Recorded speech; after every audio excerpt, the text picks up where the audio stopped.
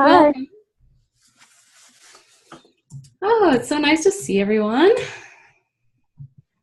I think a few more people will be jumping in, but let me just get to the correct slide. And Adam, do you have your facilitator's guide open just in case you want to pop Sure. things on the screen? Okay.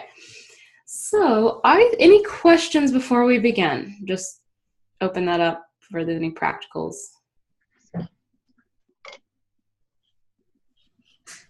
No? Okay.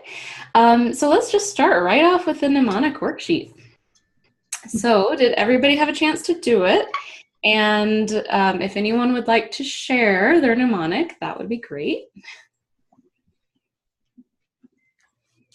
So I told you last week that I had developed the mnemonic a while back. So the one that I came up with, and I don't know that I was ever really happy with it, but I just kind of stuck with it because, you know, why put the effort into really trying to come up with some better phrase? But it's crazy rules have interesting results. Ooh. So connectedness, relator, harmony, intellection, and responsibility. That's great. I like that one. And does that one feel like you'll remember it more and feels more like meaningful to you?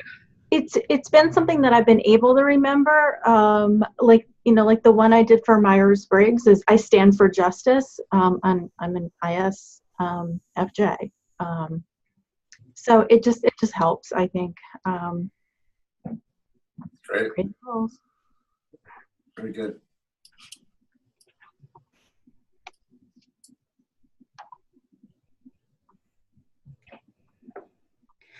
Well, Kendra, I know we saw yours, and you'd given us permission to share it with the group here.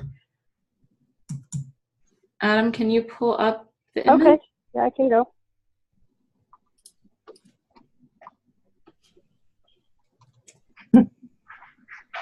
So for me, it was more memorable to come up with an image than a phrase. The phrase I originally came up with just wasn't really meaningful for me. And so this is a snowman with the head on top of the body representing my small circle as a relator. And the snowman's wearing a gold medal instead of a scarf to represent my maximizer and striving for excellence. And then instead of a solid gold circle, it is shaped like a peace sign to represent harmony. And then in one hand, I have my to-do list for achiever. And in the other hand is a basketball to symbolize follow-through for responsibility.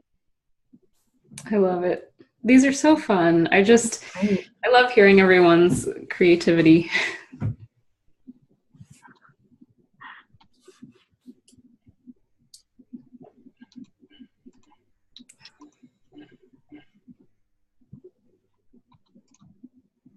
And this is Teresa.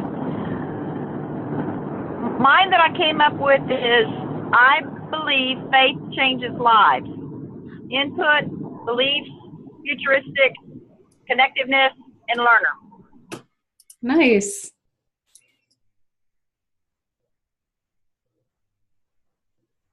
Oh yeah, that's great. That actually, I bet you'll remember that one.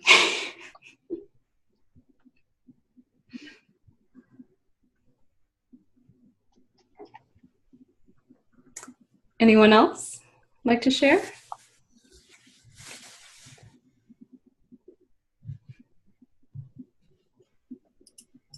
Oh, I see Lauren has got it, Lauren. Lauren's is mine. She says, my reality can include success, is Lauren's. Her sound isn't working for Teresa, who's dialed in. Yeah, I like it. I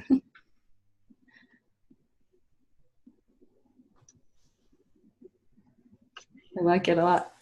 Oh, this is great, you guys. So just to kind of reiterate that this exercise isn't just random. It's so important that you remember your top 5. The order is actually important, and you'll just see time and time again how important that is with your clients. So I have to say, you know, whatever it works for your client, great. But this we've just found to be a really great activity that you can do in the workshop itself. It's very fun and fast, usually. And also will get people thinking a little bit deeper about their themes.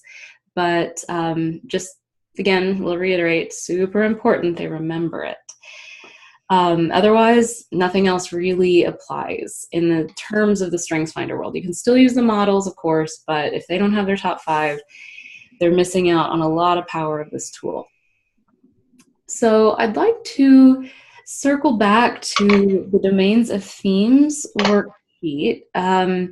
That's what Teresa and I were talking about a little bit before. I know some of you hadn't had a chance to do it last time. So I want to give people a chance, if you did have a chance to do it, what was your experience with it, questions, examples of how you were seeing the domains applied in the different areas of life.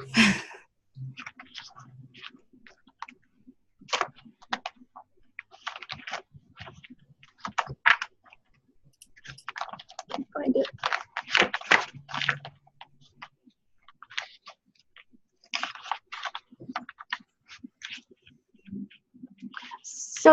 So last week I had taken a stab at it, thinking it was for last week's class, but I didn't go back. I think I found that the example that Adam showed last week, I think helped me realize I was thinking about it maybe in the wrong way or a little too intensely. And so I wanted to go back and kind of step back from it and kind of make it more it was really cerebral. I was really trying to get deep into this, and I didn't realize it could be a little bit more concrete. And I didn't get a chance to go back and do that. I wish I had, and I can't find it. Oh, here it is. But I will go back and work on that. I think that what we'll do going forward is we might post a few more examples or maybe even make a little video about this one, because it can be so useful. But I agree, like when you kind of are just jumping into it, it can feel like, well, I'm not quite sure what to put here, or how does that, how is that used? But maybe we'll talk through a few, since we're going to be talking more about the relationship building themes today. Maybe we'll talk through a few in relationship to this worksheet, like how, if you have positivity, how can that be used, different ways. But yeah, I thank you for that feedback, because I do think we need to kind of elaborate a little bit more on this one. Anybody else have any examples they'd like to share or questions?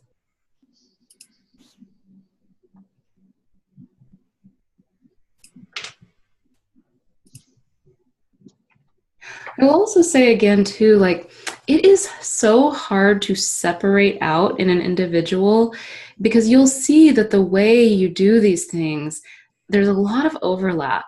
So I was talking with Teresa about how I use learner with influencing and relating. A lot of times it's all just bundled into one, and then my intellection's in there and my input's in there and my strategic's in there, so sometimes it's hard to parse these things apart, and you'll see that when you get to the enablers and the ruts. We do it this way because we want you to understand sort of why each theme kind of leads with its particular power, and how that can be really productively applied to your life. So we do parse them out in the learning process, but you'll see in reality, it's the hand metaphor. It's like you can't take a finger off your hand and you can't remove one of your themes, but you're really just kind of shining a little like microscope on it and seeing, well, how does this one show up for me? Best way I can think is to think about examples from your life where something might have happened. Like, for example, I don't think Anne is here tonight. Is that correct? That's right.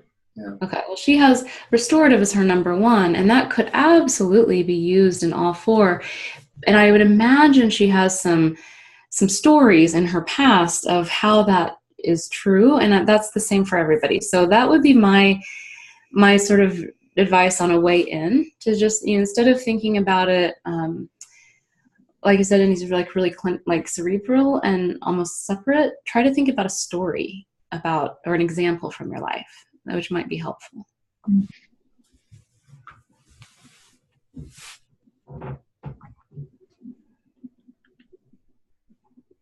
Do you guys think this is a valuable activity?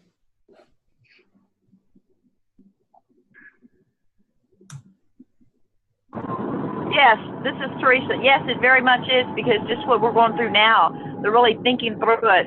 And like you were saying earlier, Adam, about, all the themes relate to all kind of people, everybody, occupation and stuff. And it kind of really, but at the same time, yeah, anyway, let me just say yes.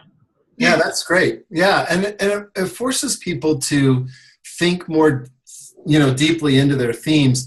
That causes them to own their themes more, I think. When they can figure out the answers to, how do I use this theme to build relationships, it forces them to really think about the theme more and understand it more. I think it's very important.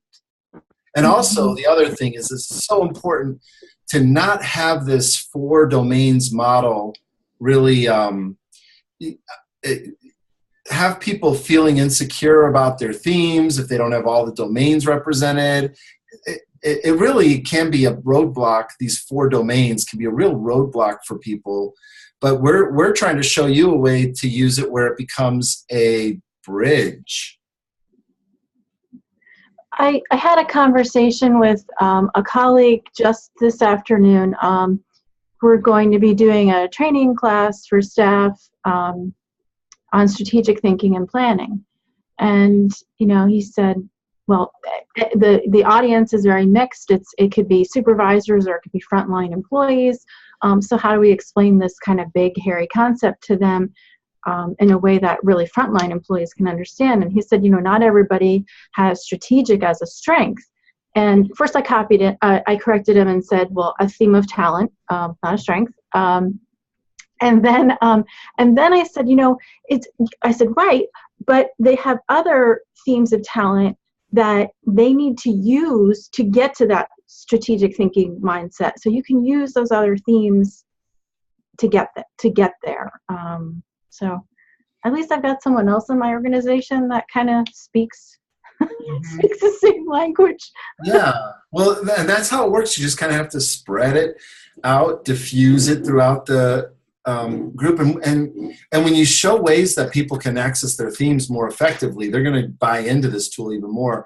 But yeah, I also want to be very clear. The term strategic for the theme strategic doesn't mean the same as when we use the term strategic for strategic planning. Mm-hmm. So people with strategic have something useful to bring to strategic planning. And so does somebody with includer or harmony or futuristic. All the themes could be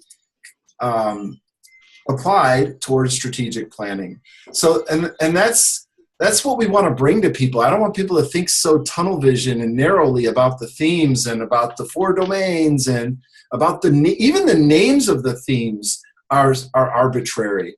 So I don't even know that strategic is the best word of all words to describe that theme. For example, I think of it as contingency. That's the word that comes to mind when I think of strategic. I think of you're constantly looking at the contingencies, weighing the options, picking the best one. Because of that if-then connection? Yep. Mm-hmm. Yeah. And I love that you correct it, because it's a little awkward at first, but I do it all the time. And I just say, what motivates me to do that is that I know that understanding a difference between theme and strength is going to be really useful for people. It weighs on my mind a lot, guys, because like when I see Facebook group of Gallup people, and they're, you know, not just Gallup employees, but people who are on the Gallup Facebook group, coaches and people who are interested, and they say my strengths, and then they even try to do this awkward hybrid of strength themes, and I'm like, that's even worse, because it's very clearly themes of talent, not themes of strengths, you know, but they just want to keep using the word strength and strengthen. It's a soapbox for me, but I'm going to win. I will win, and you're going to join me. I do think it's important to say that we do use theme and talent interchangeably, because sometimes I personally resonate with the word talent a little bit more, and so do people initially when they're learning this material. So that's just something to keep in mind too. But yeah, this is one. Adam is on a campaign.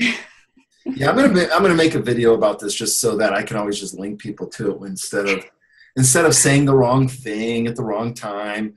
But yeah, calling them talents is pretty accurate, because that's what they are. They're themes of talents. Dr. Clifton in his research identified over 400 talents, things that he would properly call a talent, a pattern for how people think, feel, and behave that, if used properly, could be really quite effective. So that was his definition. And so then what he did is he clustered these 400 talents into related groups that are called themes. So then each theme is a cluster of talents. So I think it's okay to call it themes of talent, or just talents is better and not strengths. And as far as I know, we don't know the clusters, correct? Like we don't know what is clustered under strategic, for example. That's right. But if you read like Gallup's signature theme for, or their description for that, you can almost see in there some of what they would consider to be the talents that are part of it. So the ability to think in terms of if-then would be part of the talent, or one talent that would be part of the theme. So I'm going to move us just a little bit down the road. We can definitely come back to this, but I do want to make sure we get deep into the relationship building themes if we'd like to. And I just want to say a quick note about the quick sheets that go along with some of the activities. So the quick sheet will have a little 1-sentence or 2-sentence definition that you can use as a reference. It's very helpful in a workshop. It's helpful for reference when you're working with somebody. And it will have all 34 right there. So you'll have the enablers quick sheet, the themes and change quick sheet, the ruts quick sheet. We have quite a few of them. We tend to work on those quite a bit and post them. But that's when we use the word quick sheet, that's what we're talking about. Great little reference tools. And then the theme anatomy, it has, all those quick sheets are clustered under. So like you have the enablers, the mismatch, the ruts, like it's sort of something we thought, okay, you can use, and they're all in one place. So the ones that you might use the most, so that if you're working with somebody, you have like a lot of information right at your fingertips. The entire theme anatomy report has all 34. It's a great way to kind of read through and learn about the themes. But I just want you to know kind of where we are with that, and that they can be really useful references. So let's just dive into the relationship building themes. Does anybody have any questions about any particular relationship building theme? About maybe, how is this one different from that one? Or, anything that, stood out to you, or questions?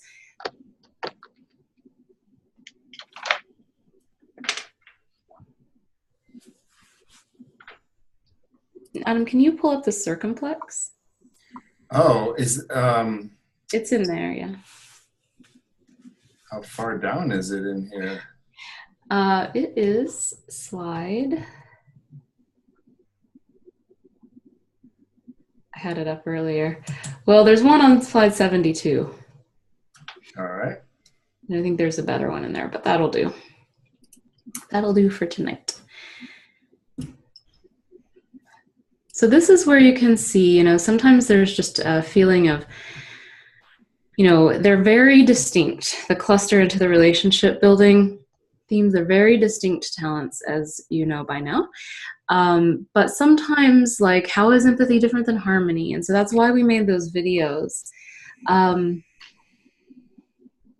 I would like, Adam, for you to talk about empathy, how it might be used in the 4 domains that life might place on us. I think that'll be a good conversation starter. Yeah, great. So the 4 domains, obviously it's a relationship building theme. So the empathy theme should be kind of obvious for how it helps you build rapport with people. And let me switch over to this slide here so we can look at it. So how does empathy build trust and goodwill, create quality relationships, increase social satisfaction? I mean, you could see all the ways that it does that.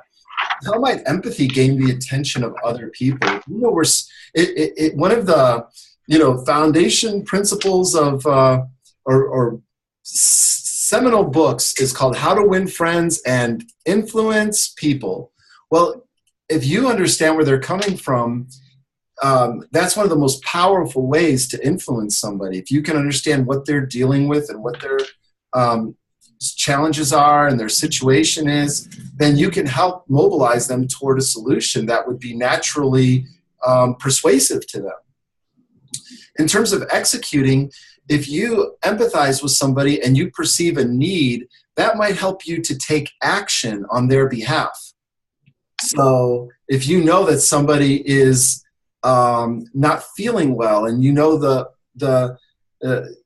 troubles that could happen if somebody's really like very ill and they're, and you empathize with them, you might take actions to help ease their suffering or to, reach out and to make a gesture. So there's a little bit of executing. And then the thinking aspect, it's a way of thinking about people in the world. And so people with empathy, their mind is always factoring in, what are the feelings that this could cause if I'm not careful? And some of you, if you have empathy, you're probably like, a lot of times you don't do something because you're worried about how it might come off and be like, that would be tactless or uncouth or upsetting. So it's a way of thinking that absolutely affects your decisions. What is the empathetic angle on this issue? So I don't know, was that satisfactory? That was unscripted and just playing it through it.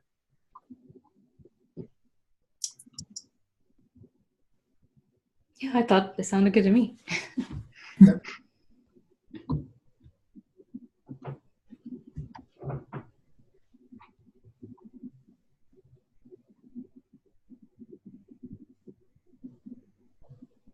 Yes, that's very helpful. Thank you for that. Yep, you're welcome. So what is the question on the table? Well, I think you answered it, but the question on the table is, did anybody have any questions about any specific relationship building themes? Nobody seemed to have one right away, but maybe one will come up. I do want to say about the relationship building themes, this is the one I hear the most of, like, oh, I have all this blue, I can't get anything done or whatever, and it's just so not true. So I don't know exactly why that is, but I do hear that more often in a group if somebody has a lot of blue. The only time, we talked a little bit about this, but I'll say it again. If you're looking at a team, that's where these domains can be kind of maybe a little telling. So for example, and I think we may have already talked about this some, but if you're looking at a team, not an individual, and you're looking at a team with a lot of blue and very little influencing, you might have a team that's great at building rapport among the team, but maybe there are some domains where they need to execute to pull people in either from outside the team or gain support for an initiative that they want. And they may not be as strong at that. Now, if you see that, and that does seem to come up for them, you can say, you can take that talent that you have building the relationships and turn it sort of, outward. So you can help coach them through that. But that is a bit of a difference where those domains are different for a team or an organization versus an individual.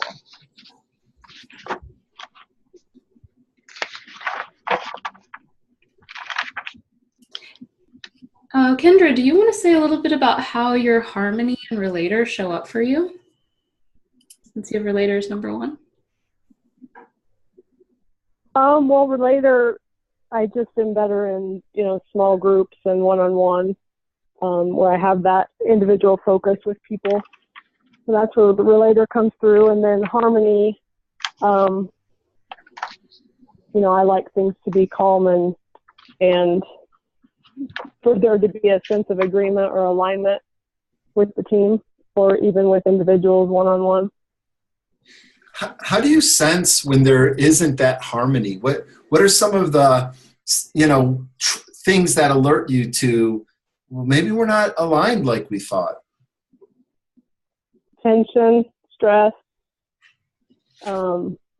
actual disagreements or, words that indicate that someone, is not on the same page with the other person. What does that trigger inside you when you start to detect that? I feel my blood pressure go up a little bit. I don't love that so much. Mm-hmm. But yeah, it's always trying to find that balance and getting things back to center. Do you find that you are more sensitive to a lack of alignment than maybe other people? Like you're the one who says, I don't think we're on the same page with that person, and somebody else would be like, well, no, it's fine. They're fine. Everything's good. I do say that a lot. I use the phrase, getting on the same page or aligning expectations a lot. Yeah. Yeah, harmony and empathy can sometimes actually act, this is a terrible metaphor, but like a canary in a coal mine. Like you probably sense that well before other people. And that is an actual, like, really amazing talent in a group, because you can identify that before it gets to like a much larger problem, where somebody else is just maybe totally oblivious or much less sensitive. So that can be a great skill for team building. Do you notice that? Do you notice that you pick up on it before other people sometimes? In some scenarios, I would say that's true, but we have a few of my colleagues have empathy as well. So sometimes they're more in tune, depending on the situation.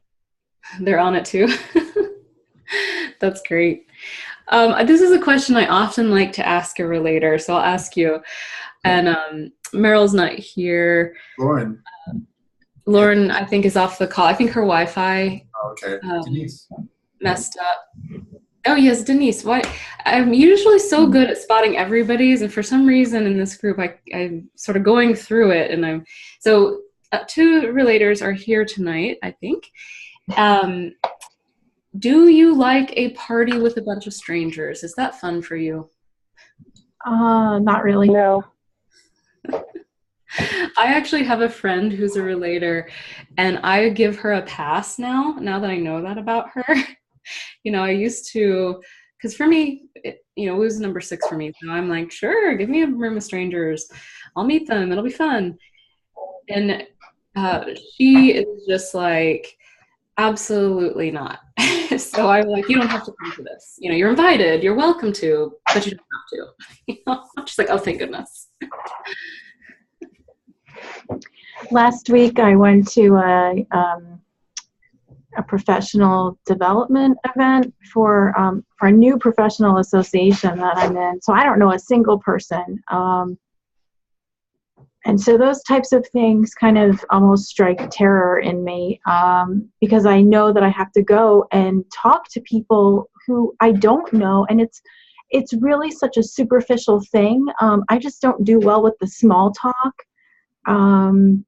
And then when I do start talking to someone, I want to stay with that individual.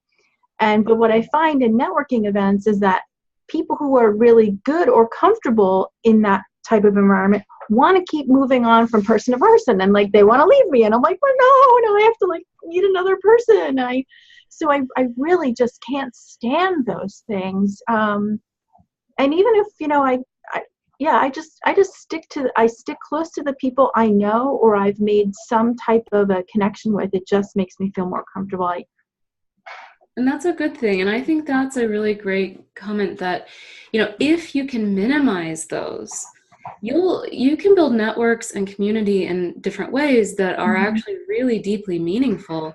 So if you can minimize whatever exposure you have within reason, I mean, sometimes we have to be in those things, right? Or even kind of go in and,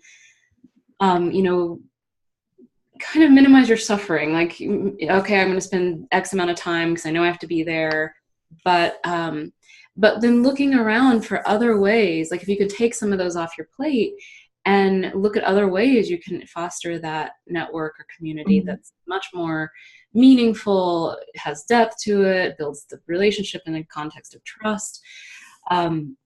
That's where you're going to feel, that's where you can start to really apply the theme to the activity of like, you don't like those. That's probably why. And the intellection is probably why you don't like small talk. And the responsibility is putting the pressure that you have to be there and do it, But that's a way you can kind of start to look at a particular activity or a demand that life places. And I would say, if you can, minimize that as much as possible. You probably already have naturally done that. But I have, and what I have found is, obviously it's in the work that I do, it's important to make connections with people. And because I'm just not naturally good at doing that on my own, on like almost like a cold call situation, what I found is if I can go through another person who I know, to connect with someone else, then it's a wonderful experience. I really like meeting new people and talking with them. I just don't do it well in a large group setting with, lots of things going on. A one-on-one, where there's, someone else has helped facilitate setting it up is how I relate. Yeah, and I think that's something, so when we start to really identify, that's how I relate. These are the conditions that exist where I enjoy that experience of meeting new people versus dread. That you could apply to anything. You can start to try to foster those conditions. Relator is a really easy one to explain that, because like Relator's like, yeah, I don't like big groups of people, but I do like to meet people, and here's how. But you can do that with every theme. And if you can kind of point to those things, where the thriving arrow and the alignment meter goes up, up, up, and you're in like a good place with that, you can start to replicate that and minimize those ones where you're like, yeah, I know I hate that, but I should do it. There's a lot of stuff in life we do that like actually we don't really need to. No, I'm not trying to single you out on that. I just think everybody does that. But this is a way to get very, very specific about what are the conditions and why, and then how to set them up. And I think particularly for a relator, it's just one of those things that, it doesn't need to be changed. You don't need to get better at being in large groups and meeting people if that's not a meaningful way you connect with people. Just do it. It doesn't matter.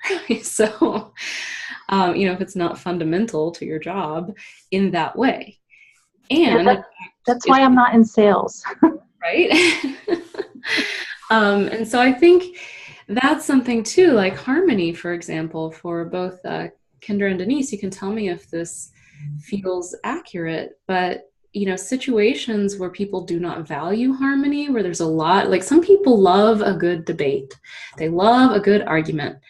And my guess is that that's not your happy place. Like you probably will perfectly fine to step up if it needs to happen. Of course, that's actually a mature version of harmony, but you're not going to seek it out. You're not going to enjoy that experience. So if you're in an environment where you're around a bunch of people that are like, like debate club or something, that might not be the best fit for the activity. Is that accurate? I mean, do you tend to, I know Kendra, you said like your blood pressure goes up and you feel kind of tense. Do you try to seek out environments or communities that do value harmony? Yes, I would say that's true for me. If, politics come up in a conversation, I'm out. I have no interest in getting into a debate about something like that. So typically I just excuse myself or try to change the topic. Because harmony really values, like a mature version of harmony values true harmony. It's not like you're just peacekeeping for the sake of peacekeeping. You're peacekeeping because you understand that's where productivity and relationships are built. And like, if someone's just debating to debate, like for example, how a lot of people talk about politics, you just know that's not productive. It's going to lead to, maybe even denigrating a relationship when it doesn't need to happen. So, extracting yourself is often, that's something we don't talk about that much about. Yeah, we want to create those conditions to foster climate, but sometimes those conditions are to completely extract yourself or, like you said, change the subject. So I think harmony is a really, it's a beautiful theme, really. I mean, of course, you're going to hear me say that about all of them. You're going to be like, Flinda, you love all the themes. Like, you can't keep saying that. But I'm just going to. because when I see the theme or talent exhibited in a person in a way that's mature, people shine, or they're just so, I don't know, like, I love watching that. And so I think that harmony is a really interesting one for that reason, just because it's not, and I think that's important that these needs of these themes be really valued. Like the relator, it's not just that you don't like a lot of, you don't like people. That's absolutely not it. It's that you enjoy meaningful connections based on trust. Like you want those deeper, more real connections to be central in your life. And so if, these needs of these themes are very powerful, and when productively applied, it's just fun to watch. So I could go on and on. Well, obviously you love all 34 themes, because look at that new visual you have behind you. I just noticed that. I didn't tell Adam I was getting this poster printed. So this is the poster of the 34 icons. We kind of just got that approved and got it kind of like ready. And so here it is. Our goal is to eventually be able to create a report that would put someone's 34 themes in their order if they've done the full 34 report. Looks very nice. Yeah, I think it turned out great. I'll move it a little over so I'm not standing right in front of it. But good. Yeah, I want to make sure that this conversation is useful to you also. If there's anything you want to talk about regarding the themes, if you have someone in your life with one of these relationship building themes and you want to address any issues, or you want to share any insights, we're all in for that. And then otherwise we're also happy to move on too. So just we're down to 3 people, so that's why the conversation may not be like super flowing, but just let's do a check, see if anybody has any thoughts or questions, and then we can move on to the next piece. So maybe I'll just kind of share a little bit about that last segment there about harmony. And the example was, I think it was Kendra, who talked about, when people talk politics, no, she's out of there. I actually kind of enjoy that. And I think that's the intellection part of it coming through for me. But I only enjoy it when people can rationally talk about it.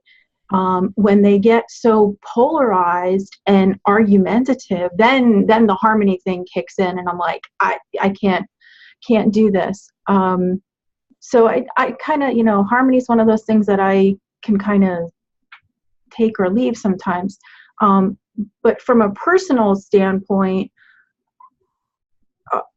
you know, when there is disharmony in my home life situation or in the office, I am just miserable. I can't stand that anxiety, and I feel like I'm the person in the middle and getting, you know, sort of torn by both sides. So That is that a recurring theme for you? yeah, so I have I was married for quite a while, and my husband passed away about 10 years ago. And so I now have a new relationship. It's not really new. It's been around for a couple of years, you know. And so my kids and this gentleman and we all live together. And sometimes there is not harmony there. And I'm just like, I am the person in the middle because he has one feeling and then my kids feel another way. And it's just, that's rough.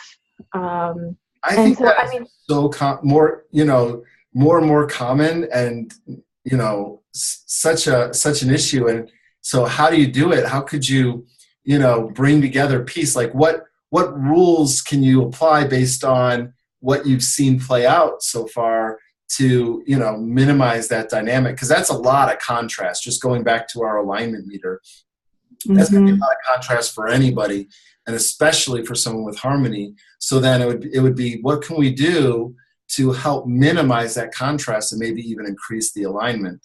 It would be the direction I'd go, like in a coaching situation or something like that. Certainly don't want to make you go into details or talk about it further, but that's where I would go in a way to apply this knowledge.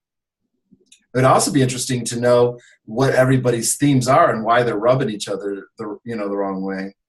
yeah, I really am thinking about that. I've got to get at least, well, at least one of the three to do strengths finder, so I can better relate to that. I can probably pick out some of what they are, but they should do it themselves. They should I do find it. to be so helpful in family dynamics. It's I mean, you've heard me talk about that in the videos already, but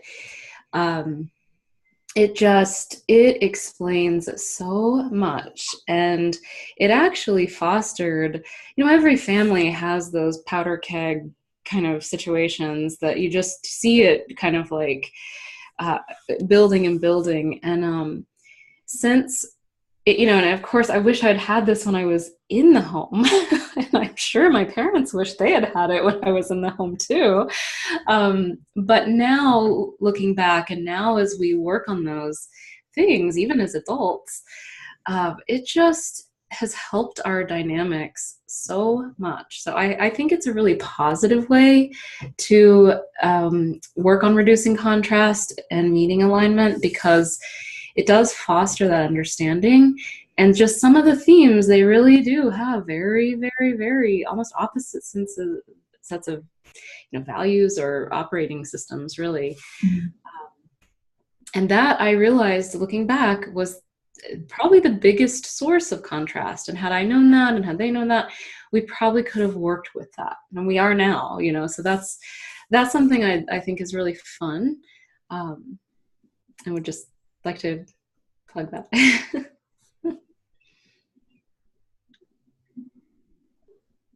All right, any other themes that we want to talk about in the relationship building domain? I have just a general question about in the pre-session video, and then also in the ebook, you've referenced some older theme names that have been replaced. And you said not all of them have old names, but I just wondered if you have a list of all of the ones. Like, I think I saw Maximizer was Varsity Jacket or something like that. It's Varsity, yeah. And then you mentioned Peacekeeper for harmony, and then I think Consistency was fairness. So I just wondered if there's a list of those old themes anywhere. Oh, yeah, I've been keeping a list, and I'm going to be really hard-pressed to find it. Let me just give it one shot here. Yeah, I can't put my fingers on it like right away. I could tell you consistency used to be called fairness. Connectedness and belief were joined and used to be called spirituality.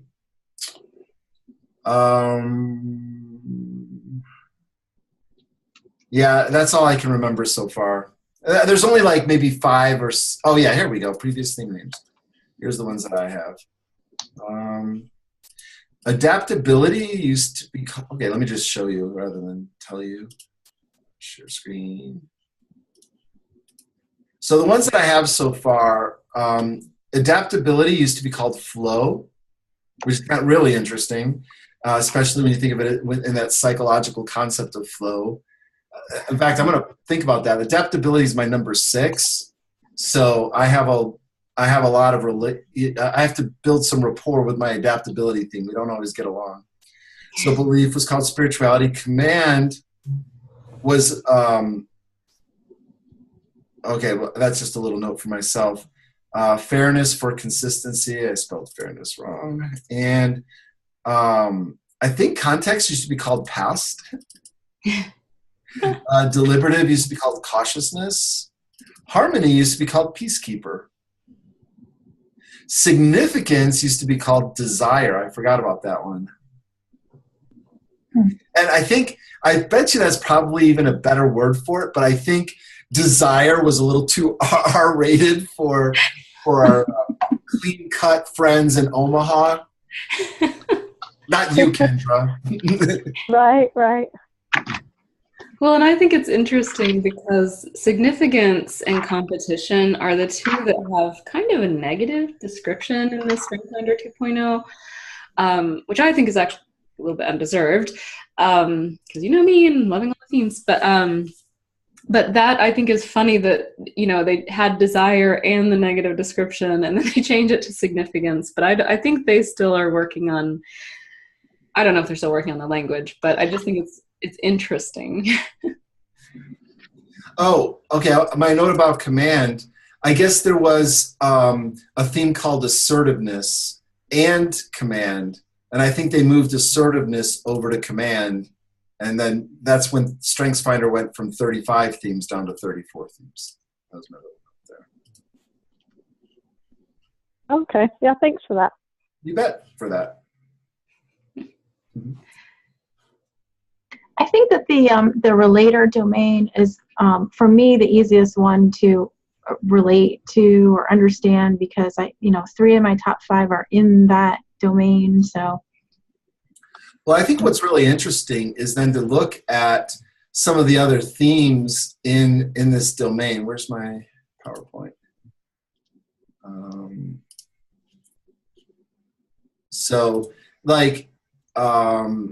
How is adaptability about building relationships? Yeah, I mean, this is one that I think they just stuck in there. They didn't know where to put it. You know, they were like, well, it's definitely not thinking, you know, although adaptability is absolutely a way of thinking. It's thinking on the spot. Yep. It's constantly, yeah, go it's ahead. being flexible and accommodating, right? And not so black and white, my way or the highway.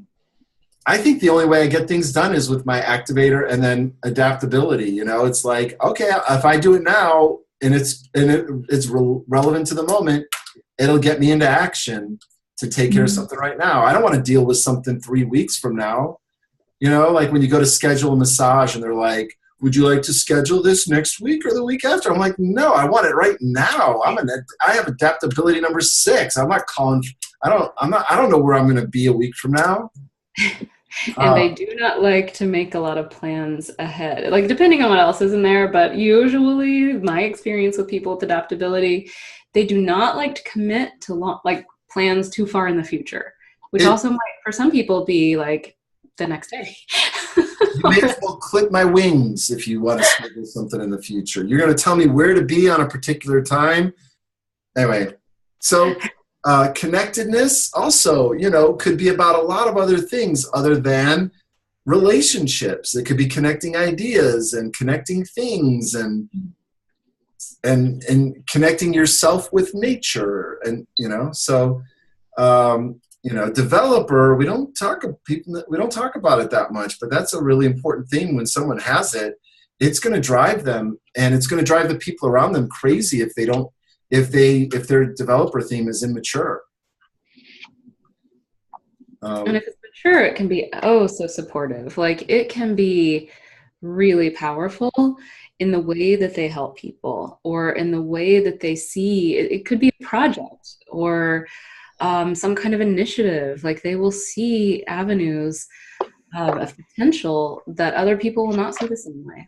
Meryl, it just occurred to me. We just switched daylight savings time, so we started an hour earlier. Oh dear. I know.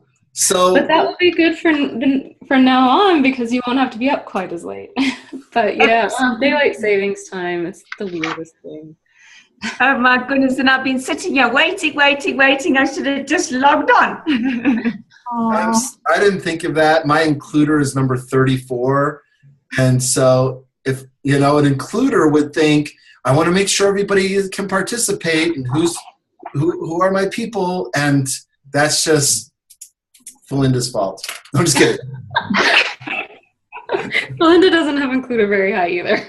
No, I'm sorry, Meryl. And we have it all recorded, so. I'll watch that. That's absolutely fine. No problem. Yeah, so we talk to people's mnemonics, and we're talking through the relationship building themes. And yeah, I don't know how, Felinda, what else you want to cover on the call? So.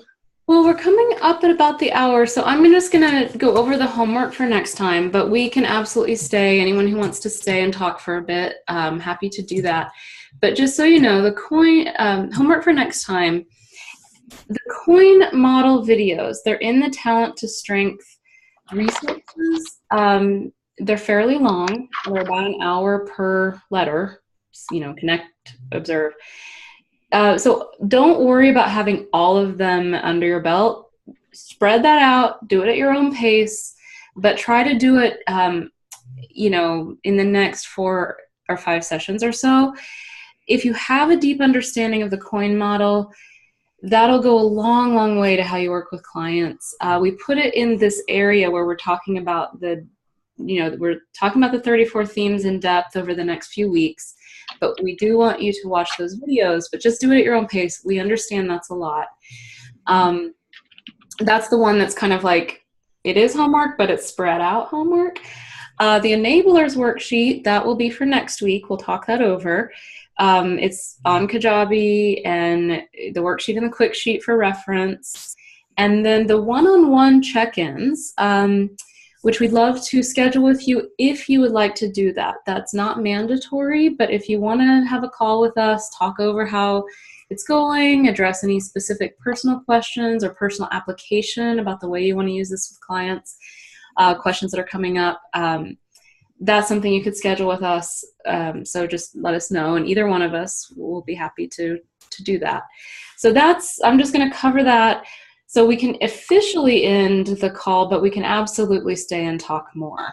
I want to make sure, too, the one-on-one check-ins, they don't have to be done next week. They could be any time over the next month or 2 months, whatever works for you. So, yeah, I know for me next week is probably not even doable. So, I'm at least another week out. I can do next week. I do have time, but yeah, if it's not urgent, but we want to make sure you feel like the material, like any questions you're having or things you want to work on, or hey, I've got this group I want to work with, whatever, really, there's time for you guys to tell us what you need. So.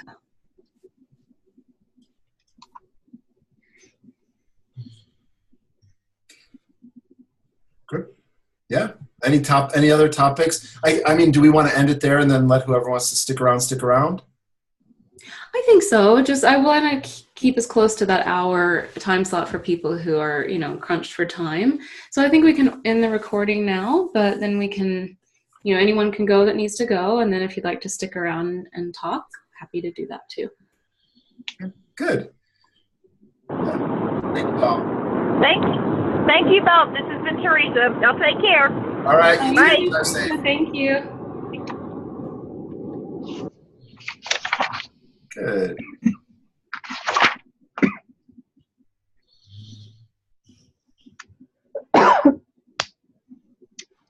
I'm going to sign off, and I'll see you next week. Thanks, Denise. Thanks, Great Denise. Good to see you. participation. Bye-bye. Bye, Meryl. Bye, Denise.